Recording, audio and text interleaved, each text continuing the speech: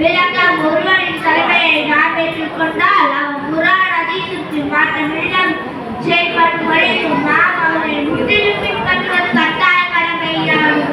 குர்ஆன் ஹதீஸுக்கு மாற்றமில்லாமல் கட்டளையிடும் போது அதை நாம் நிராகரித்தால் அல்லாஹ்வின் தூதரை நிராகரித்ததை போன்ற நிலைக்கு ஆளாக நேரிடும். இப்படிப்பட்ட நிலைக்கு ஆளாகாமல் இருக்க மிகவும் கவனமாக நாம் செயல்பட வேண்டும் என்று கூறி எனது உரையை நிறைவு செய்கிறேன். இந்த அல்ஹம்துலில்லாஹி ரப்பில் ஆலமீன். அஸ்ஸலாமு அலைக்கும் வரஹ்மத்துல்லாஹி வபரகாத்துஹு.